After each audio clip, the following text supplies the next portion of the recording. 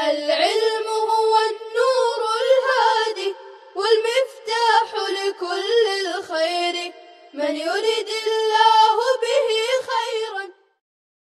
بسم الله الرحمن الرحيم. الحمد لله رب العالمين. الحمد لله حمدا كثيرا طيبا مباركا فيه. سبحان الله وبحمده عدد خلقه ورضا نفسه وزنة عرشه ومداد كلماته. سبحان الله وبحمده سبحان الله العظيم. وصلى الله وسلم على نبينا محمد وعلى آله وأصحابه وبارك وسلم تسليما كثيرا كثيرا. أما المفسر فما ازداد وضوحا على النص على وجه لا يبقى معه احتمال التاويل والتخصيص، سواء انقطع ذلك الاحتمال ببيان النبي صلى الله عليه وسلم بأن كان مجملا فلحقه بيان قاطع بفعل النبي عليه السلام أم بقوله فصار مفسرا، أو بإيراد الله تعالى كلمة زائدة ينسد بها باب التخصيص والتاويل كما سيأتي. اور مفسر وہ کلام ہے جس میں نص سے زیادہ وضاحت ہو، ایسے طریقے پر کہ اس کے ساتھ تعویل اور تخصیص کا احتمال باقی نہ رہے. برابر ہے کہ وہ احتمال رسول اکرم صلی اللہ علیہ وسلم کے بیان سے منقطع ہو، اس طور پر کہ کلام مجمل تھا، پھر اس کو رسول اکرم صلی اللہ علیہ وسلم کے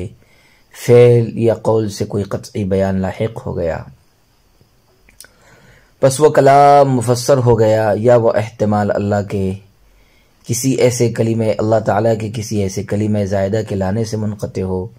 جس سے تخصیص اور تعویل کا دروازہ بند ہو جاتا ہے، جیسا کہ عنقریب آئے گا.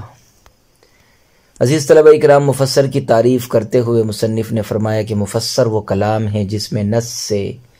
اس قدر زیادہ وضاحت ہو کہ اس میں تعویل اور تخصیص کا احتمال باقی نہ رہے. وہ احتمال کبھی تو رسول اکرم صلی اللہ علیہ وسلم کے بیان سے منقطع ہو جاتا ہے، اس طور پر کہ کلام پہلے مجمل تھا، پھر رسول اکرم صلی اللہ علیہ وسلم کے فعل یا قول سے کوئی قطعی بیان لاحق ہو گیا، یعنی رسول اکرم صلی اللہ علیہ وسلم کے فعل سے اس کی وضاحت کر دی گئی ہو یا قول سے وضاحت کر دی گئی ہو، اور اس وضاحت کے بعد وہ کلام مجمل نہ رہے گا بلکہ مفسر ہو جائے گا، یعنی اس میں تعویل و تخصیص کا احتمال منقطع ہو جائے گا. اور کبھی وہ احتمال اللہ تعالیٰ کے کسی ایسے کلمہ زائدہ کے لانے سے منقطع ہو جاتا ہے جس سے تعویل و تخصیص کا دروازہ بند ہو جاتا ہے، جیسا کہ اس کی مثال آئندہ آ رہی ہے. وحکمہ وجوب العمل به على احتمال النسخ ای حکم المفسر، وجوب العمل به مع احتمال ان يصير منسوخا وهذا في زمن النبي عليه السلام. فاما فيما بعده فكل القرآن محکم لا يحتمل النسخ. اور مفسر کا حکم نسخ کے احتمال کے ساتھ اس پر عمل کا واجب ہونا ہے، یعنی مفسر کا حکم اس پر عمل کا واجب ہونا ہے اس احتمال کے ساتھ کہ وہ منسوخ ہو جائے. اور یہ نسخ کا احتمال رسول پاک صلی اللہ علیہ وسلم کے زمانے میں تھا، پھر اس کے بعد پورا قرآن محکم ہو گیا، نسخ کا احتمال نہیں رکھتا ہے. مفسر کا حکم یہ ہے کہ قطعی طور سے اس پر عمل کرنا واجب ہے، مگر اس احتمال کے ساتھ کہ وہ منسوخ ہو جائے، یعنی مفسر میں تعویل و تخصیص کا احتمال اگرچہ باقی نہیں رہتا لیکن منسوخ ہونے کا احتمال باقی رہتا ہے. شارح نور الانوار ملا جیون رحمہ اللہ تعالی فرماتے ہیں کہ نسخ یہ احتمال رسول اکرم صلی اللہ علیہ وسلم کے عہد مبارک تو تھا، لیکن اس کے بعد رسول اللہ صلی اللہ علیہ وسلم کے عہد مبارک تک تو تھا، لیکن اس کے بعد پورا قرآن محکم اور ناقابل نسخ ہو گیا، کیونکہ قرآن بذریعہ وحی نازل ہوا ہے اور وحی کو وحی کے ذریعے منسوخ کیا جا سکتا ہے، غیر وحی کے ذریعے منسوخ نہیں کیا جا سکتا. اور رسول اکرم صلی اللہ علیہ وسلم کی وفات سے چونکہ وحی کا سلسلہ بند ہو گیا،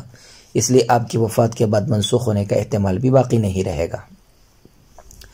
اس کو یوں بھی کہا جا سکتا ہے کہ قرآن سے منسوخ ہو سکتا ہے یا حدیث سے، اور رسول اللہ صلی اللہ علیہ وسلم کی وفات کے بعد نہ نزول قرآن کا امکان ہے اور نہ بیان حدیث کا. پس جب دونوں کا امکان نہیں ہے تو رسول اللہ صلی اللہ علیہ وسلم کی وفات کے بعد قرآن کے منسوخ ہونے کا امکان بھی نہیں رہے گا. وَأَمَّا الْمُحْكَمْ، فما احکم المراد به عن احتمال النسخ والتبدیل تعدیۃ عنہا ہنا بتضمین معنی الامتناع، ای احکم المراد به حال کونه ممتنعا عن احتمال النسخ والتبدیل سواء كان انقطاع احتمال النسخ لمعنى في ذاته كآيات التوحيد ويسمى محكما لعينه، أو بوفاة النبي صلى الله عليه وآله وسلم ويسمى محكما لغيره، ولم يذكر في تعريفه لفظ ازداد كما ذكر فيما سبق، تنبيها على أن المحكم ما ازداده وضوحا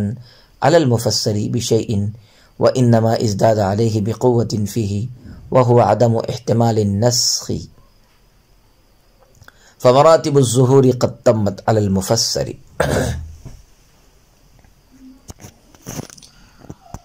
اور محکم وہ کلام ہے جس کی مراد قوی اور مضبوط ہو اور نسخ اور تبدیل کا احتمال نہ ہو۔ یہاں احکام کو ان کے ساتھ متعدی کرنا امتناع کے معنی کی تضمین کی وجہ سے ہے، یعنی محکم و کلام ہے جس کی مراد قوی مضبوط ہو اس حال میں کہ اس کو نسخ اور تبدیل کے احتمال سے روک دیا گیا ہو۔ احتمال نسخ کا انقطاع خواہ اس کے ذاتی معنی کی وجہ سے ہو، جیسے آیات توحید اور آیات صفات، اس کو محکم لعینہ کے نام سے موسوم کیا جاتا ہے، یا رسول اکرم صلی اللہ علیہ وسلم کی وفات کی وجہ سے ہو اور اس کو محکم لغیرہ کے نام سے موسوم کیا جاتا ہے۔ اور مصنف نے محکم کی تعریف میں لفظ ازدادہ ذکر نہیں کیا جیسا کہ سابق میں ذکر کیا ہے، اس بات پر تنبیہ کرتے ہوئے کہ محکم میں مفسر پر کسی چیز کے ساتھ وضاحت کی زیادتی نہیں ہے، البتہ محکم میں مفسر پر قوت کی زیادتی ہے اور وہ قوت عدم احتمال نسخ ہے، پس ظہور کے مراتب مفسر پر پورے ہو گئے۔ محکم کی تعریف سے پہلے یہ ذہن نشی فرما لے کہ احکام کا صلہ عن نہیں آتا۔ ہاں، احکام اگر امتناع روکنے کے معنی کو متضمن ہو تو وہ عن کے ساتھ متعدی ہو سکتا ہے، یعنی عن کا صلہ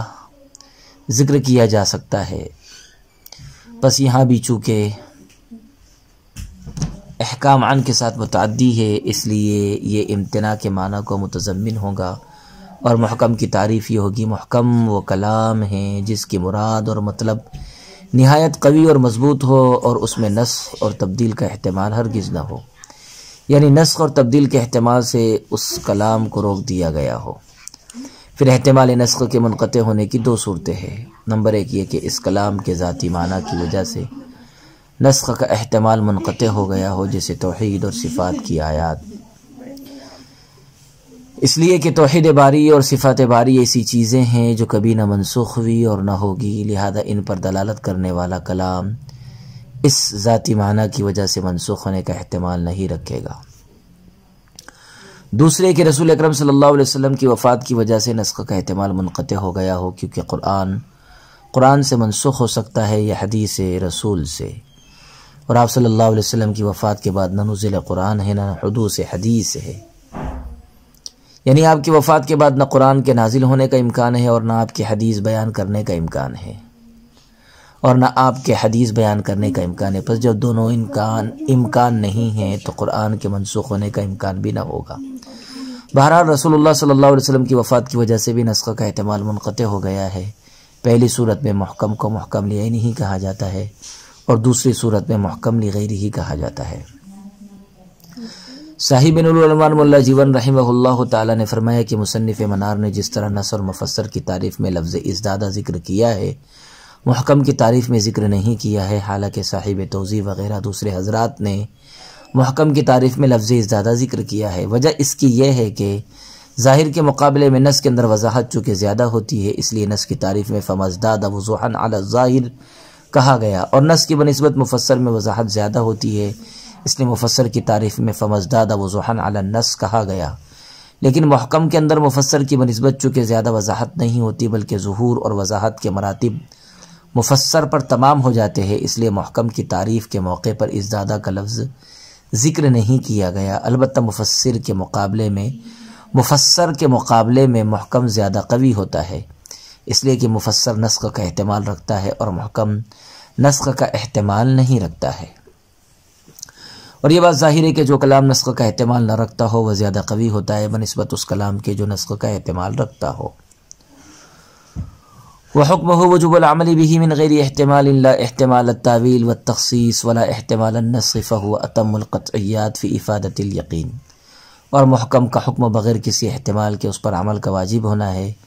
یعنی نہ تعویل و تخصیص کا احتمال ہو اور نہ نسخ کا احتمال ہو، پس محکم مفید یقین ہونے میں تمام قطعیات سے افضل اور اکمل ہے۔ محکم کا حکم یہ ہے کہ اس پر عمل کرنا واجب ہے اور اس میں کسی طرح کا کوئی احتمال نہیں ہوتا، نہ تعویل و تخصیص کا احتمال ہوتا ہے نہ منسوخ ہونے کا احتمال ہوتا ہے۔ پس ظاہر نص مفسر اگرچہ مفید یقین ہونے میں قطعی ہے لیکن محکم مفید یقین ہونے میں تمام قطعیات سے افضل اور اکمل ہے۔ وصلی اللہ وسلم علی نبینا محمد وعلی آلہ واصحابہ واتباعہ وازواجہ ومن تبعهم بإحسان إلى يوم الدين وسلم تسليما كثيرا كثيرا. السلام عليكم. لا تنسوا الإعجاب بالفيديو والاشتراك في القناة تشجيعا لنا لنستمر بنشر المزيد إن شاء الله.